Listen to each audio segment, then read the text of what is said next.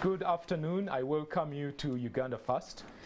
It has been a while since Uganda First featured here on NTV, about 2 months ago. Just to let you know, once again, that we are back and that we are going to have more interesting discussions about our country, our home, Uganda. Patriotism will still feature a lot in our discussions going forward. We talked a lot about it in our last episodes, the attachment, commitment, and love for one's country, and what makes you and I responsible citizens.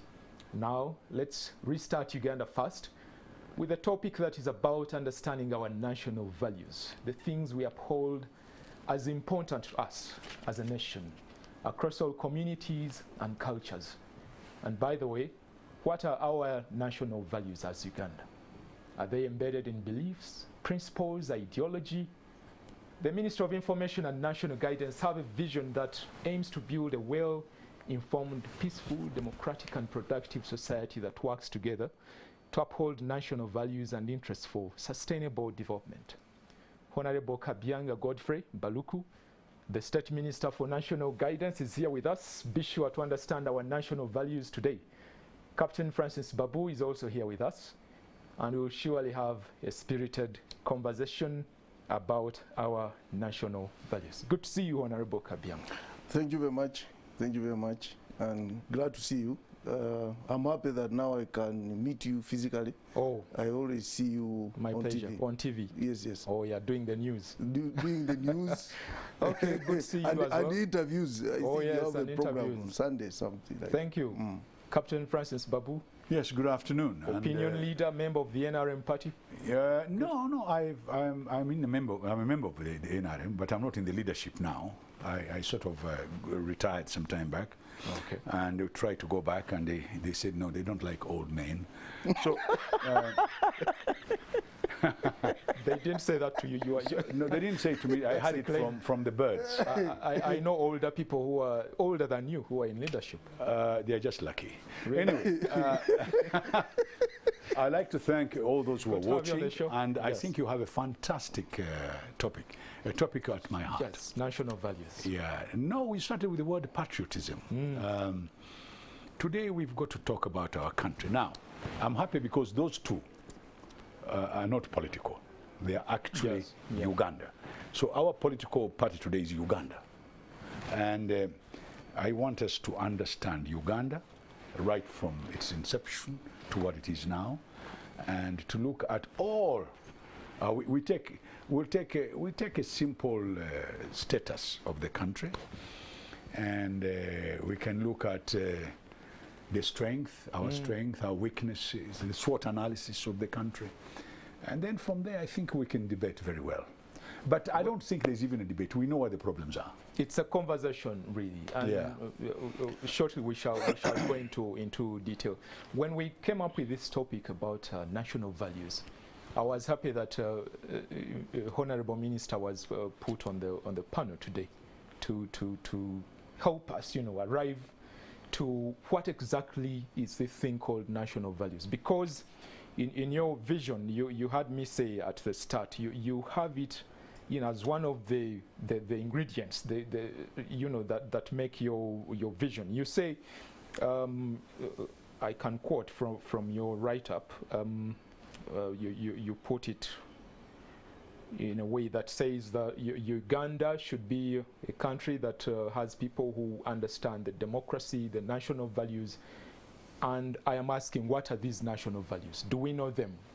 The Minister of National Guidance, when do you tell us about these national values that you have in your vision? Thank you very much, Mr. Walusimbi. First of all, I'm happy that I'm appearing on TV with my elder. Thank you. Honorable Francis Babu. I've known him for a long time because I've admired him as a youth.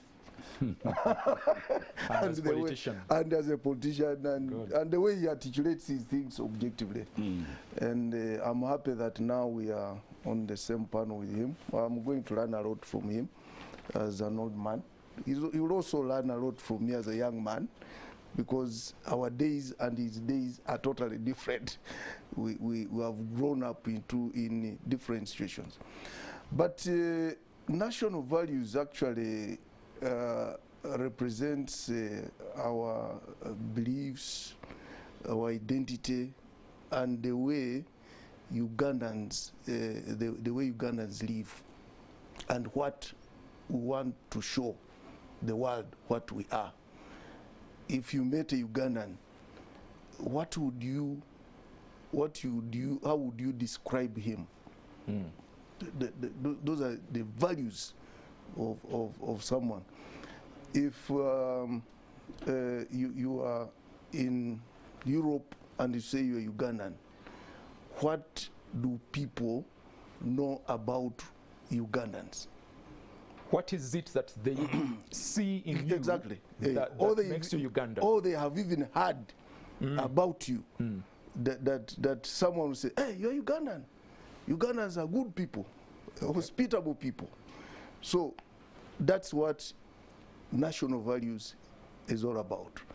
And if you read Article 8 of the Constitution, it talks about the common good and interest. So national values are actually in that. And I think today we shall look at what our values are. For instance, respect of our culture, because we come from different nationalities. We come from we are a country, but as if we have different nationalities based on what? On culture. And those different nationalities have tried to tear us apart. But there is something that should join us even when we come from different cultures. You are Walusimbi, you come from Buganda. In Uganda. Exactly, with your own language, your own culture. I'm Baruku, I come from Kasese, my own language, my own culture. But there must be something that brings us together. That is our common identity. Yes, that is our common identity. It can even be in terms of dress. How do you dress as Ugandans? How do you respect people as Ugandans? You know, you just put on this Nigerian wear, and when you're walking around, if you're in Europe putting it on, someone asks you, are you Nigerian? or at least are you from the West? or are you from West Africa? Africa? Exactly. So that's one of their values. That's what they are known, that's what they know them as. They dress decently, women and what? And men. And those are some of the values. Do we respect one another in Uganda? How do we respect one another in Uganda? Do we have respect, for instance, for other people's property, private and public property? Do we have it? If, like you have seen road signages, people are cutting them because they think it is public property, and they cut and take to scrap dealers. Can't you protect that property as a Ugandan? So if someone came here and he finds road signages have been cut, what will he think? The road. Yes. What will he think? Will he think Ugandans have respect for public and private property? Normally they say people here have a problem. Exactly. They don't tell you what problem it is. Exactly. They don't want to find out more. They don't want to find out more, but they just say people here have a problem. National values is about respect of democracy, for instance. That's as Mzee has been saying. What is our democracy like? Is it all inclusive? Do we as people feel everything? Like one value is to build consensus on everything. Are we confrontational, or we can build consensus? So the ministry is coming up with a list of national values, core values. And so far we have 12 core values. and we are trying to come up with a policy on national values. When do you get to tell Ugandans about these values you're talking about? The quote I was looking for from your strategic objectives to define Uganda's national values and build a value-based society. Yes. This means you have to engage us, yes, you know, as more times as you can. Yes, well, so that we learn these national values. Yes, yes. We have started engaging. And we shall continue engaging. But now we are coming up with a policy on national values so that people understand them very, very well. We so far have the ethical values, which are a bit different from the national core values. Ethical values which guide you at work, for instance, guide you at work. Integrity, accountability, those are now ethical values, good governance. But now the core values go beyond that. So it's about beliefs, it's about behavior, it's about morals, you know, the core values. So we are now coming up with... What is, give us an example of the ethical values, one or two. The ethical values, for instance, is integrity. Integrity. You must be a man of integrity. Even here, you must have integrity in order to... It's not for civil servants only. Exactly. Honesty, accountability. Those are now ethical what? Ethical values. You're getting me? But national core values is about, for instance, respect of one's culture. You must respect one's culture. You must tease out, for instance, which language you should adopt as a nation, and you love it. We are still in the gray when it comes to that. Exactly. We are still in the gray. Should we take Swahili? Should we take Luganda? What should it be? Unfortunately, when you go around the whole nation, even in Kasese, someone will greet you in Luganda. I spoke Luganda and a little Rutoro, the exactly. I was there. And everybody understands. But probably if you spoke Swahili, someone may not understand. But can we look at that and see where we should go? Captain Babu. Yes, sir. The Honorable Minister talks about national values they are coming up with. Will it be a booklet? What will it be? What? You know, it's really a policy which will specify them. Okay. Unity, respect for one another. Okay. Preservation of the environment for the future. Those are national values. Sustainable development. Yes, for sustainable development. Because if we destroy, if you find someone destroying the environment, can you get concerned and say no, no, no? Captain, do you feel this when we talk about national values, or it is a work in progress? A little bit worried about the whole explanation. It's good, it's not bad. But I want first and foremost to tell you, this country is not united. We are not united. We actually go back to our tribes and our homes. Nobody has made an emphasis on uniting the country. And the things the minister is talking about are the component of uniting the country. Let me give you an example.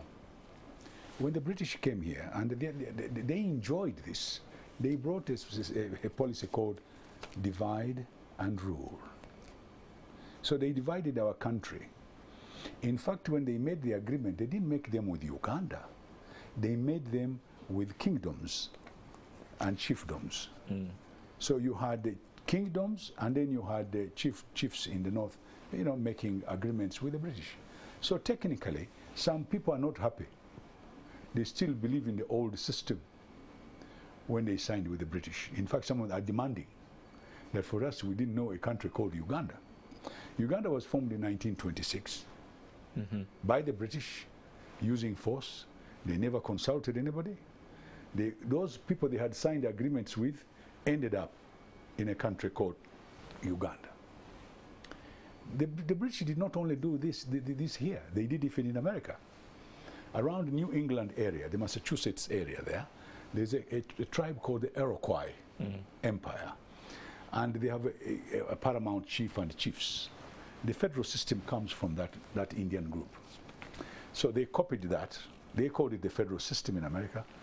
They signed an agreement with the Iroquois Empire.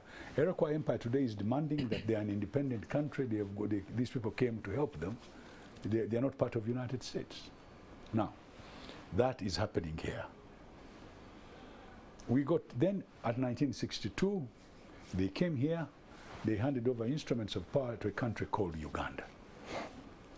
The different groups went home still not happy. So what we are having today is we inherited a country that has got diversity, and we have failed to bring unity in diversity. The only person who has managed to bring that unity and diversity is the former president of Tanzania, Dr. Nyerere, Kambarage Nyerere. And what did he use? First of all, he used the power he had as the president to make sure that Tanzania became one, and he used one valence. You've done chemistry to unite the country, and that was language. He insisted the whole of Tanzania should speak Swahili. It was not, by the way, it was like Uganda. They were not speaking Swahili then, all of them. Some did speak Swahili, especially the coastal area, the great trek up to Kigoma using the Lery. The rest of the country, some of them had problems even with Swahili. Even today, they still have. There are other cultural values which are common. If you look at all those Ugandans, they come from one source, and that was the kingdom of Bunyoro that produced most of these people throughout the country. A lot of these people, we've got values which are very common. No, I'm going to request the minister that these values of each tribe should be put on a list and see which ones are common. And those ones which are common will form the balance. The other system of intermarriage, which is happening now, especially in the city, like Kampala, where young people are now getting married to different people from different areas, is good, but it's a long-term process. It will not give us the value quickly. It is good, it should continue, but it will not give us the process that we want. So what do we want? First of all, the Minister of Guidance, Government of Uganda has a responsibility for civic education. It is in the Constitution. They must get the Ministry of Guidance and a few other organizations of government to start teaching people about their values. And they should have a curriculum that starts from primary one and project for the next 50 years a language which we must all agree to. Language will be the first thing that will unite us. And if you go and look very carefully in our Constitution, there are two languages we have recognized.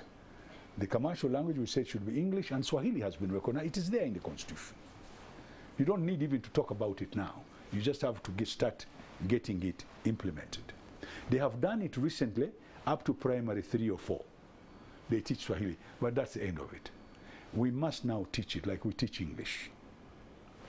Secondly, the school system, which we had when I went to school, we got children from all over Uganda to come to that school. So within the Ministry of Education, we should try during the selection to get our children to go to different schools in different areas. Back then you were not worried which region of Uganda you're going to school from? No.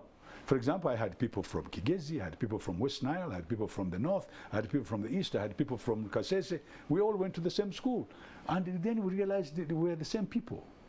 So we need to start building purposely, directly. The government must spend time and money to bring about unity. These things he's reading about are very nice, but let me say this also. A lot of things we speak about in this country is in English. A lot of our people don't even understand what you're talking about. The man goes on television, is speaking very good Queen's English. Who understands you? So we need to translate some of these values. But let me tell you, African culture is richer than European culture. Today I want you to know that if I took any culture in Uganda and I sat down and looked at it, when a child is born, when the child is growing up, when the child goes to marry, when the child marries, and how the families work together, you'll be very surprised there's a lot of common denominator in all of them. How do we bring them together? And if the Ministry of National Guidance and the nation spends a bit of money, they can realize, they can inform people that these cultures are the same. I'll give you an example. The Africans used to put on the back cloth up to here. A Goan came and put on sleeves. His name was Gomez. So we call it Gomesi today. Till today. It has become a culture of Uganda. I see throughout Uganda, women are putting on Busuti or Gomesi. Now, that is an indication that they are coming closer. We need to push them a little bit more so that they can understand why they're even putting it on. Now, these are the values you were talking about. The values come from culture, different cultures. The cultures, we are brought up by three things. Obviously, you came from a home, they have culture. That was the first education. So the education is not only for the schools, it starts at home. Starts at home. Number two, you go to your church or your mosque or wherever you go to pray. That's another education. Then number three, you have the education of the schools. The former, as we know it. Now, in that education of the schools, we should bring things from, like now they are teaching religious knowledge in school, we should bring cultural knowledge in the school. So now we are building the values you are talking about. But at the moment, as we stand now, if I took a SWOT analysis, each one of us is following the culture in their area. Tribal lines are back. Tribal lines. Now, this is the British method of divide and rule. The next question I'm going to ask you, how do we put this thing together and so that it becomes useful to this country? That will create unity. That will create even more than that. The patriotism you're talking about is to the country and not to the individuals. Honorable Kabyanga, who is working on this policy? Is it a few corporate individuals sitting at the ICT and Guidance Ministry formulating this? Are you doing some inquiries from different regions? How are you doing it? Research, better. I think what Honorable Babua said is what we are doing, because this is something which has been going on now since 2013. Talking to different stakeholders, looking at different cultures, and then we see how we can coin together what brings us together. Like, just as I said, there are some things which have even started changing by themselves. You know Okwanjura in Uganda. Yes. Now, yes, if you move around the whole country, there is a lot of imported culture in that event. Exactly, a lot of imported. It has changed a lot. Exactly. For instance, in my culture, Ekwanjura was not a big ceremony. A Muko couldn't go to a home before he has officially married the woman and eat from there. Oh. You're getting me? But now, we have adopted that culture. So there are some things which are really starting emerging, just as Honorable has said. Automatically, the British came, they disorganized our culture, which was really, and our system of administration, which might have even been stronger and more, and bringing more unity than even the British system. But because we have been having a lot of turmoil for some time, we are now beginning to come back to our original stars and say, why don't we look for things that bring us together? I think before I started, we were talking about what Honorable was saying. One of the things which used which killed the sectarianism in the past was someone coming from Kasese, and then he goes and studies in Arua, Ombachi, Laibi, Obote College, yes, someone from Buganda goes to Nyakasura, and you meet very many people, different tribes, and you make friends. Some have become lasting friends. You know, all that assisted us. So there are so many things which really bring us together, and that's why we want now to coin all that and come up with values which will which will last the test of time, and then we say, I think this is what we can be defined as Ugandans. There's something that we call character values, the things, you know, the universally accepted values that make a person be, you know, that make you human.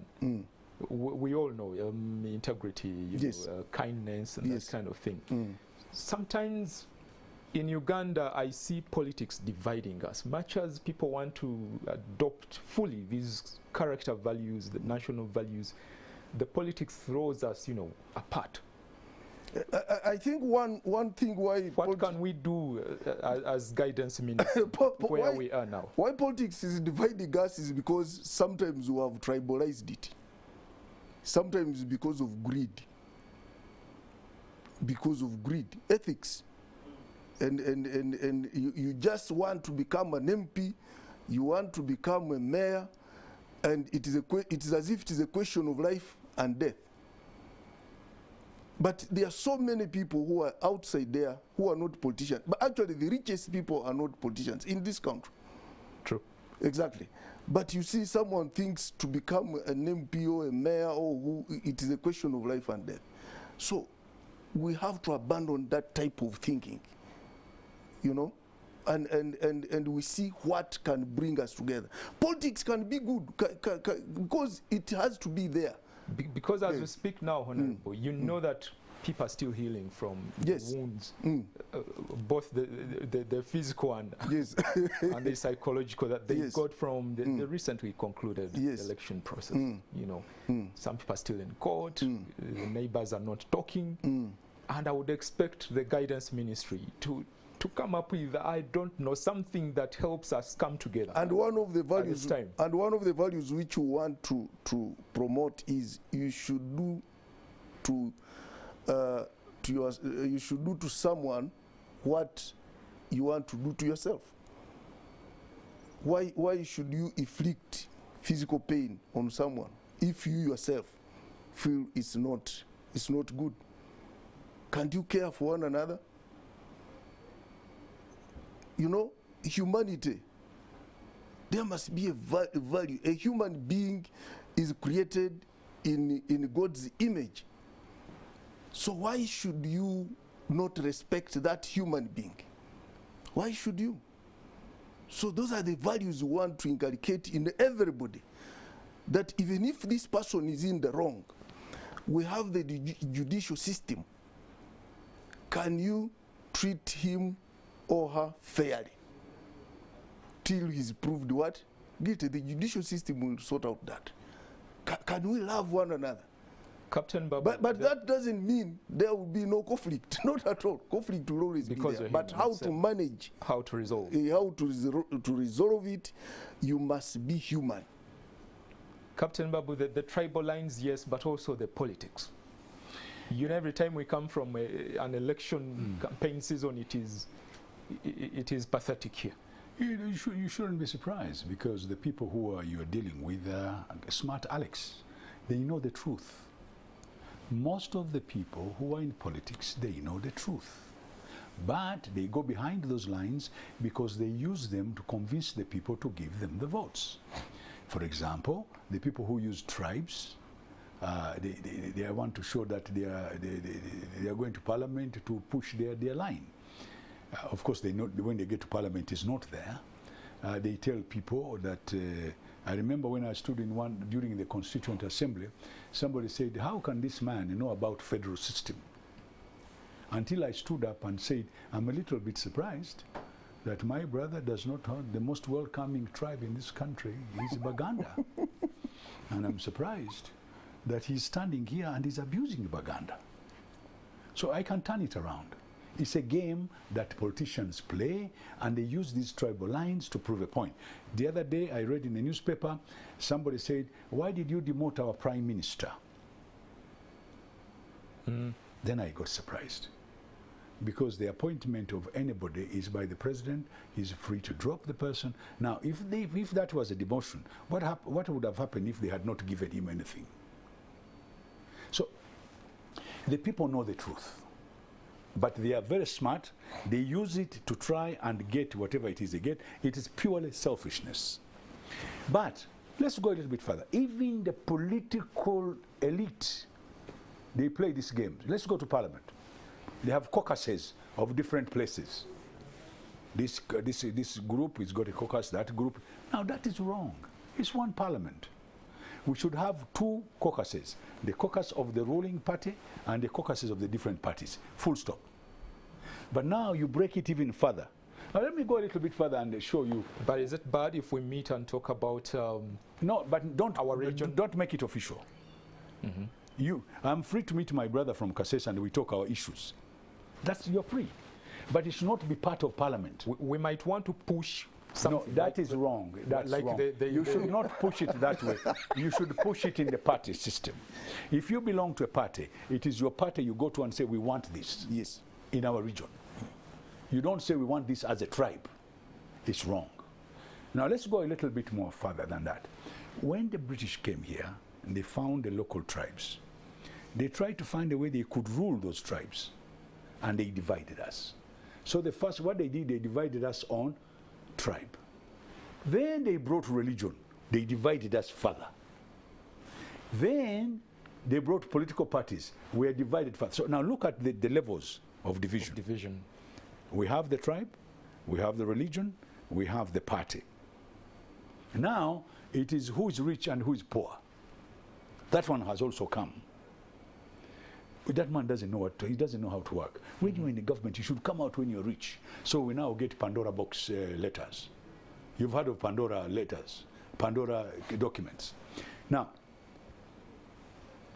one leader in Africa impressed me tremendously. I was working in Nigeria then, and then there was Murtala Muhammad, who was killed, and they brought General Obasanjo to be the leader.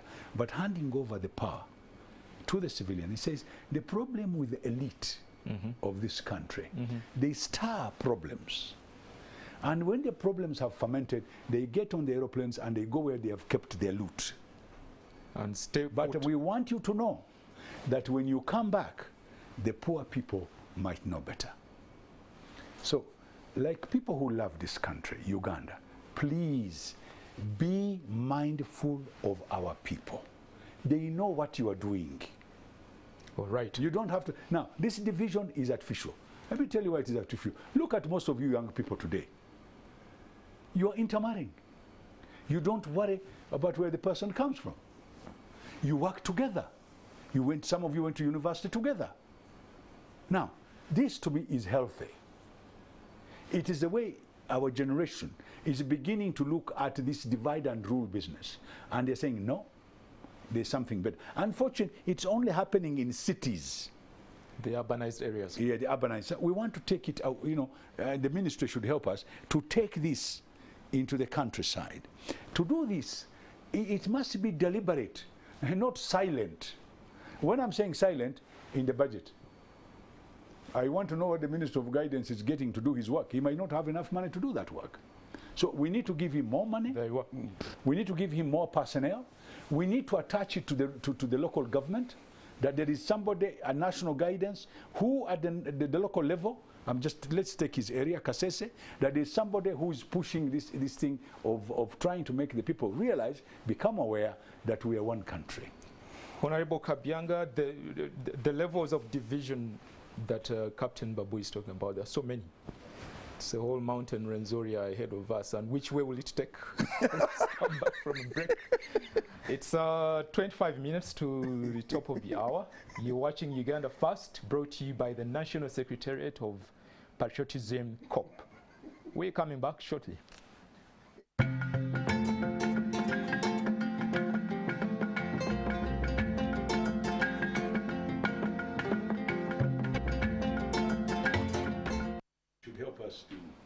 Welcome back. You're watching Uganda First. My name is Frank Walisimbi. In studio, I am with Honorable Kabyanga Baluku, the State Minister for National Guidance, Captain Francis Babu, Opinion Leader and politician. Used to be. Used to be. He's still Still a politician. he's still a politician. Well, thank you for watching. You can also watch online, Facebook and YouTube. We are live. You can also be part of the conversation. You can send a WhatsApp message. The number will be displayed. Yes, there. 781-277-701. I will read a few comments from you. But before we go into further discussion, yesterday or 2 days ago, we spoke to some people about what they think about Uganda, generally, what they love about Uganda. We'll be doing this every Thursday so that we assess ourselves and see if the lesson is getting home. Let's see some of these people. I love my country because of its wildlife, the tourism around it. By the way, I'm a geography student, and the thing I love most is in the Western Uganda, the lakes around it, Lake Bunyonyi, like the nature of it. It's the way it appears is what attracts most people to it. Mountain Rwenzori, the gorillas, and then the hot springs. The normal things that you want to talk about Uganda is the God-endowed nature that we have in this country. The weather, the sceneries, the beauty.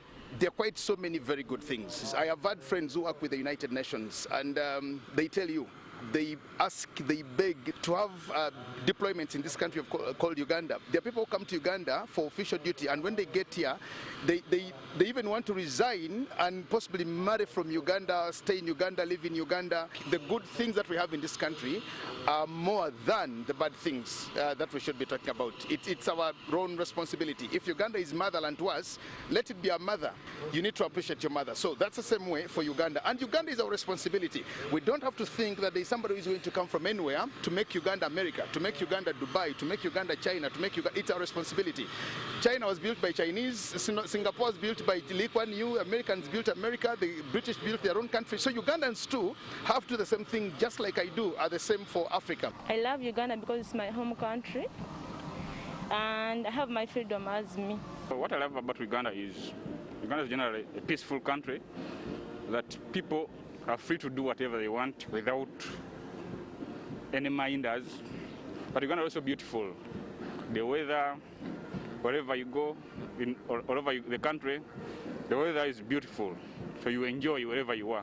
The sunshine is not too much, but also the rain is not too much. So it's moderate, making everyone enjoy the weather. I love Uganda because first, it's my home. It has nurtured me. I have grown up here. I don't know any other land other than this country.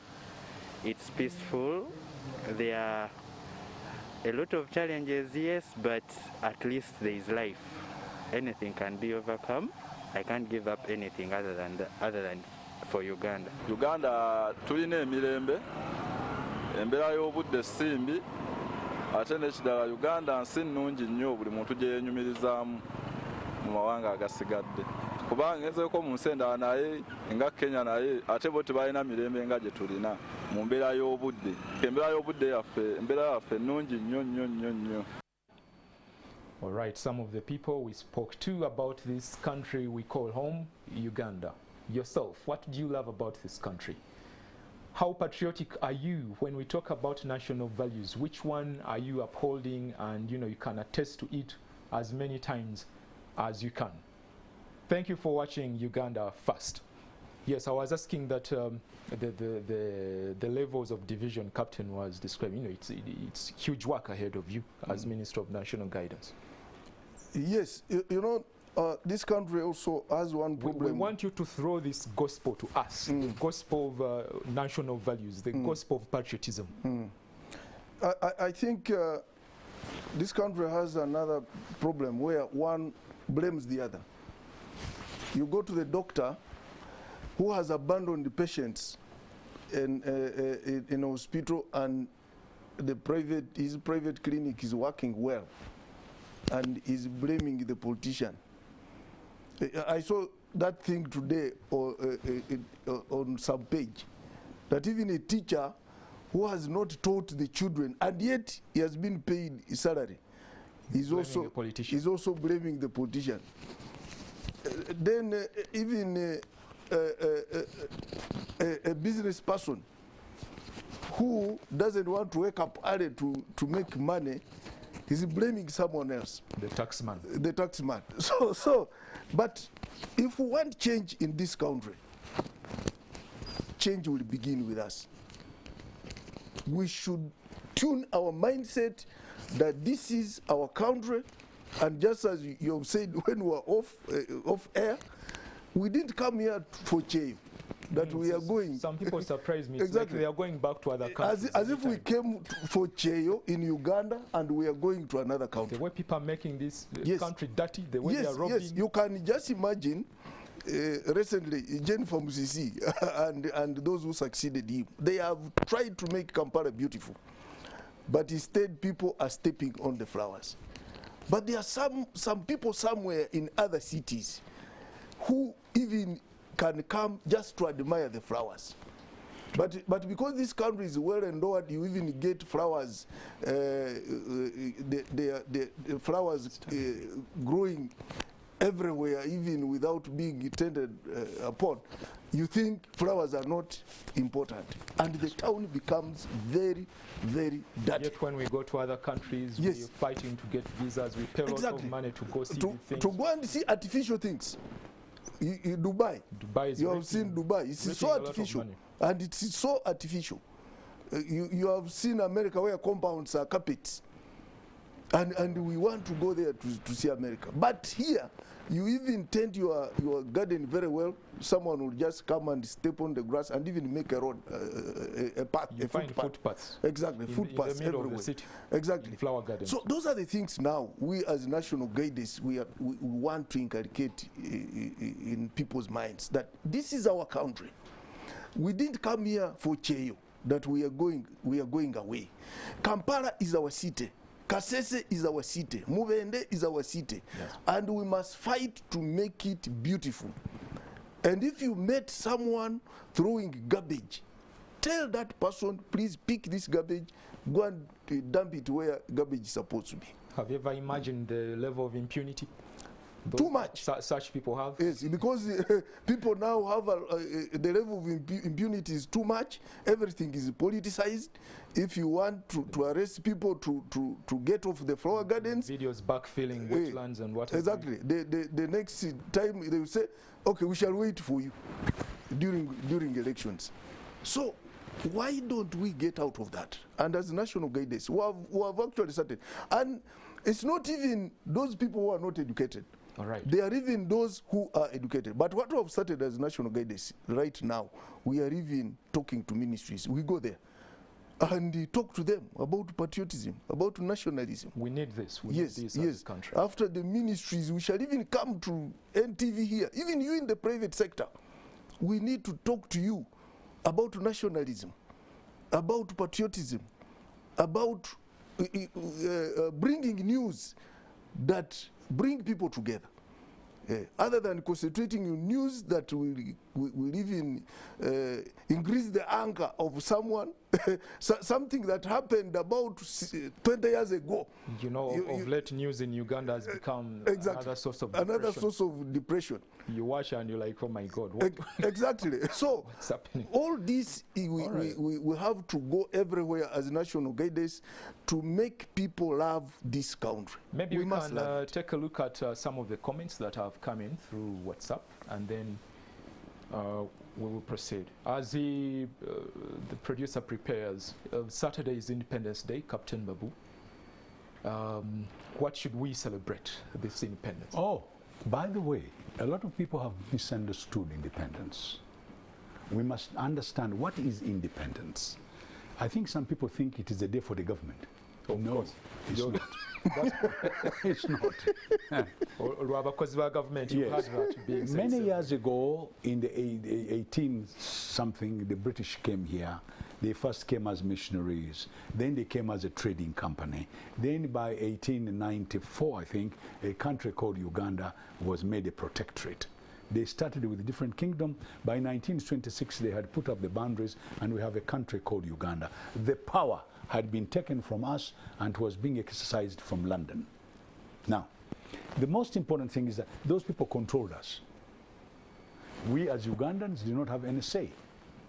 They actually came and ruled. The only good thing they did, they indirectly went through our tribal leaders, that is the cultural leaders. That's the difference between us and Portugal in Mozambique. Mozambique was a direct rule. They even intermarried. They believed that by marrying local people, they'll be able to rule that country like they did in Brazil. Now, here the British went on an indirect rule, and therefore by independence, we are still the same people. The only difference is that they put us together and they gave us none. The people of Uganda became independent, not the government. The government are our leaders. They help us to supervise independence. Independence has a lot of meaning. We've got to close our eyes and say, listen, if this government was not there and we had the British government, there wouldn't be a word independence. Now the American, on 4th of July, they celebrate independence regardless who is in the White House. It is it's so important that they go home, they have meat, they have all sorts of things. The 4th of July is highly respected. Now, the 9th of October, that's when the people of Uganda were the chains were cut and we were allowed to have our own leaders. Now, whatever differences you have with your government, the independence is yours, not the one of government. Government is supposed to show that this day exists. But a lot of people nowadays, they say, this is a government, what have we achieved? We have achieved a lot. We are no longer 9 million, we're no longer 7 million when we got independence, we're 243 million. Uganda is one of the most beautiful countries. 42 million. 42, 43, doesn't matter, but it's exponential, it is going up. Now, Uganda as a country, right from the snow caps of Ruwenzori all the way up to the border with Kenya, is one of the most beautiful countries in Africa. It's not only beautiful, the people are unbelievable. They are most hospitable, they are nice people, and the people should, now those nice people, this is their independence. The independence doesn't belong to the head of state or the government. They are members of the population, therefore the independence. So the people are independent. Is the independence for the people of Uganda. Honorable Kabyanga. I think Kasese, Kampala, Toroko, do they feel the independence? Or maybe before you submit, let's see these comments before we sign out. Coming through WhatsApp. Okay, here we are.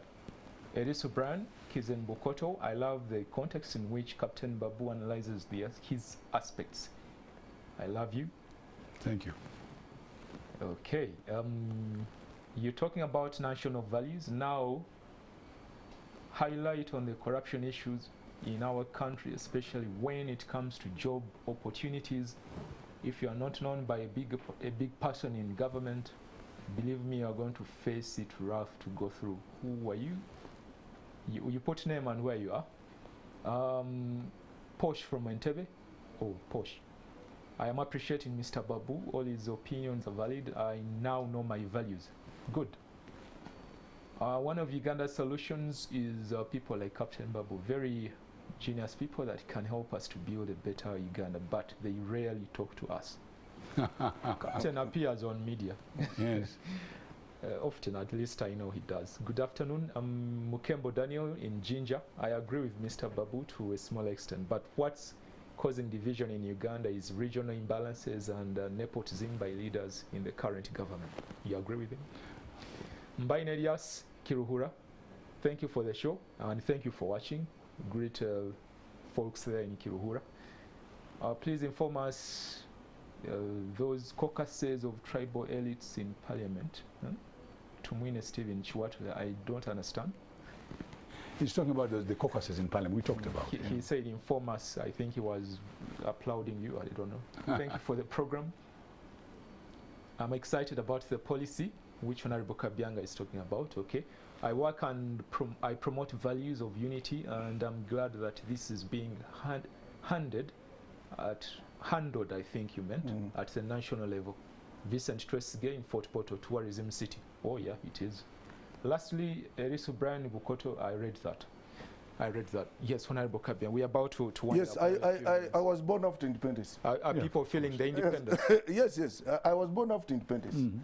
And I'm proud that at least we are in charge of ourselves. Matunda ya uhuru. Because other people, who lived in the colonial government, I think must have suffered. I have been to some countries which are still having some apartheid of sort. Vestiges, yes. And it is too bad. I think what we need to do now as Ugandans is to accept that we are now independent and in charge of ourselves. And therefore, we should love our country and start working for it with one heart. That's what is the missing link. But still, there are so many strides that have happened in the last, say, 30 years. Because now, Kasese, you just see people very happy. Every leader is in charge of his region and the like. And decentralization, we had talked about it with the Honorable Francis before. Yes. It's a good policy. And it's also some independence of sort. It's only that some bad people normally destroy it. Like you have had that comment on jobs being awarded nepotism. That's what we are fighting now. Things like nepotism, we should fight them so that the values of independence are felt. But it's good to be independent and you are in charge of your country. If you mess it up, that's your own problem. But what we should do, we should work together to ensure we build this country so that really, even those ones we got independence from should start admiring us.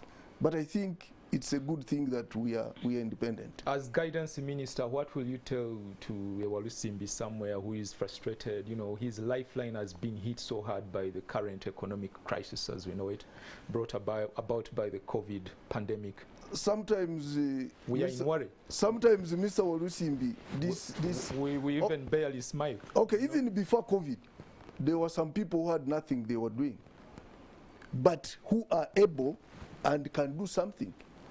I have been on several trading centers. People wake up early in the morning and sit on the veranda. And when a building site is somewhere, and when you want to say, can you come and work? They say, no, that one is not our... We don't work as porters. We can't work as what? As porters. But what we need now is also some sort of mindset change. Like people should embrace, for instance, government programs which are in the offing, so that everybody starts being productive. Right. And now that we have embarked on industrialization, I think there will be jobs that can go to the youth and they get also employed. But let us work and let us change our mindset. Thank you so much, Honorable Kabyang Baluku, State Minister, National Guidance. Thank you so much, Captain Francis Babu. Thank you. I wish we had more time, but no, it's unfortunate. NTV at 1 is coming up. We have to sign out. And thank you so much for watching wherever you have been. Keep watching NTV. The news at 1 is coming up. My name is Frank Walusimbi. We'll meet again next Thursday, 11 a.m.